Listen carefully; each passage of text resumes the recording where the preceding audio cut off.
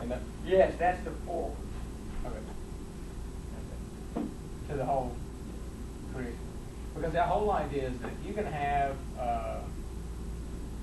when you build your environment, basically you need something that's, it doesn't have to be completely realistic, but it has to be logical, reasonable. It can't completely contradict the laws of physics.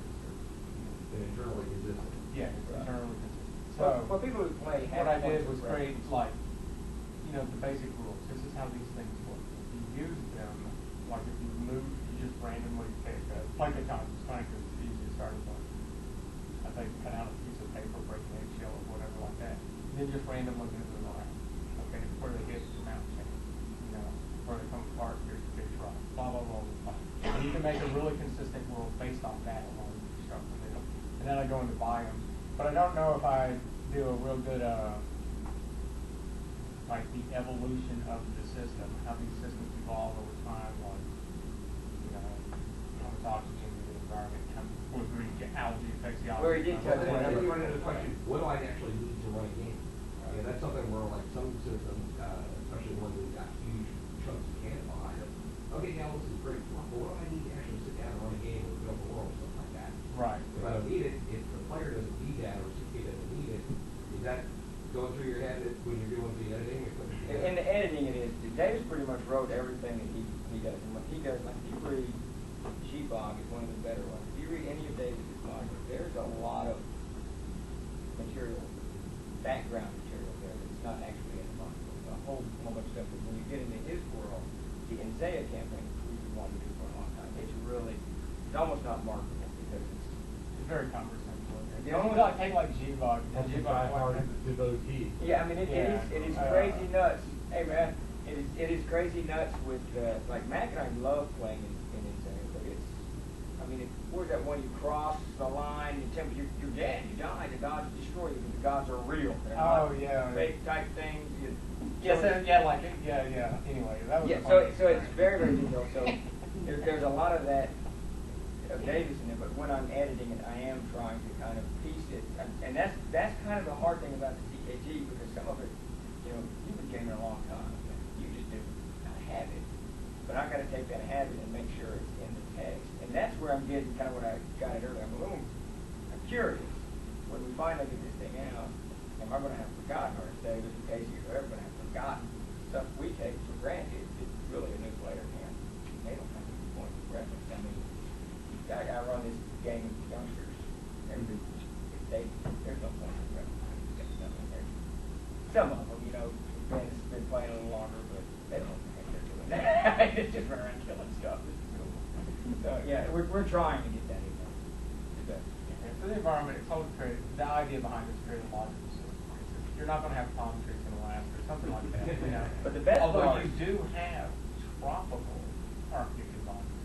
Okay, and it's an unusual micro feature, but they're actually pretty fascinating things to work with. Everyone wants this like really unique, fascinating environment to work with. Well, there are a few on the planet that are really fascinating micro environments, and like one of them is that tropical Arctic environment. the cool part. But there's no palm. But there's an explanation of how they can do it, and they just have to stop. One of the cool things about us, you can tell when Davis would get bored, because there would be in red. My middle name's Kent. There'd be in red. Can't finish. Drive you really high. Crap! Now I gotta come up with some file of whatever, Arctic, whatever. I don't know. Yeah. What was the city thing? I kept it driving town. What? How did I? So we got. I'm gonna have to. It's better to be done because I don't like how I finish it, but it's this. It's some kind of environments, not biome, whatever it is. But he was describing, maybe it was the kinds of villages and towns and It was stuff. city, commerce and city or something like that. Well, you can tell where he started with a concept, and it was like 8 inches or something. It was the, what that? I thought it was the economy. It was probably, and he started with a concept, and then the concept broke down. He got bored. You could tell he was bored writing it. Because like entry 3, he's describing what type of people are living in what type of community. Town, resort, village, city, everything.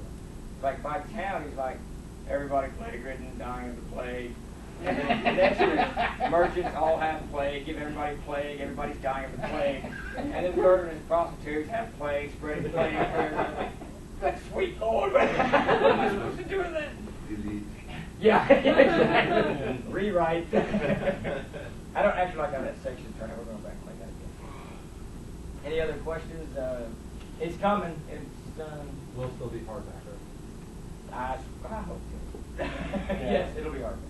That M&T of Eric, we had to back off on that one. If I have to go in the backyard and cut down a damn tree. One of the things about the hardbacks, just kind of a completely ancillary note. Some of you guys may or may not know, we have our own print shop. A couple of years ago, when the market began to tumble, we decided to take a risk. We bought in our own printing machines. We set up our own press. We brought Mark on board. Mark's become our master printer. He does all this stuff. And we can do just about anything except hardback. With perfect bound posters, all that. And we tried the hardback. I should have brought some of the samples. They are poor. They are poor. So we're trying to master the hardback thing. So hopefully the first CKGs you guys get will actually be manufactured by, which would be cool. But they've got to meet that standard. Seen the Codex of Air, that's kind of my standard of a hardback. And I've literally taken my truck, old blue, I put the Codex and I went to test the binding in the driveway and I parked it on top of the binding and it did not break. You remember. And that's the type of binding I want. So we want to shoot for that. I don't know if we can do it, but we'll see. But hopefully there will be hardback, but hopefully now DLG manufactured.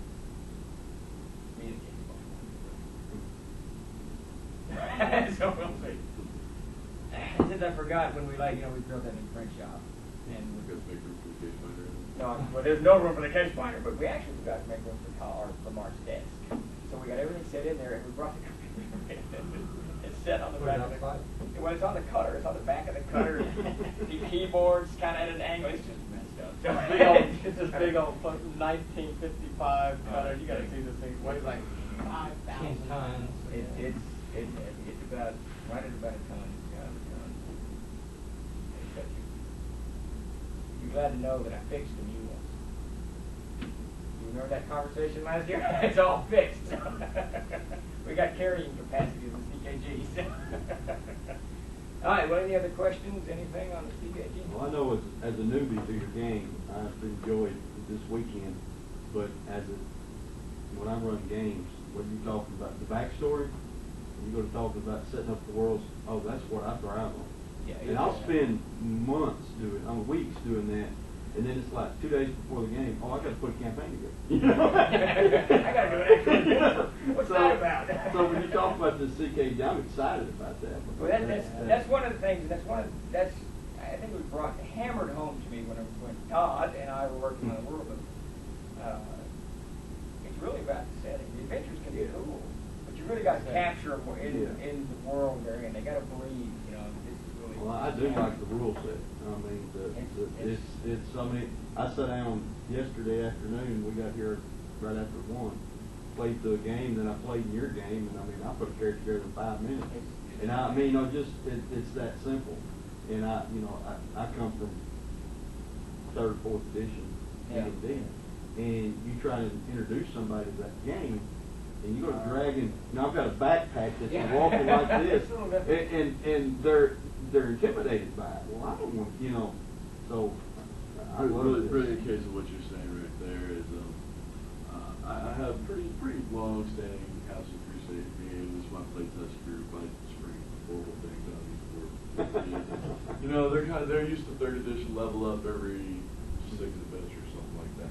Level up every 3-4 weeks, that kind of deal. That's a 3rd edition thing. That was the subbooks. That's why they did that. And the Castles and Crusades just levels up a little too slow for them. So I get a couple of the guys stage a little, what do you call it, insurrection. We want to play some Pathfinder with it, right? I'm like, that's fine. I told you after I finished this epic level campaign we ran through, I ain't running it. Because I don't play it, I don't write for it. So I'll be a character, you can run the game.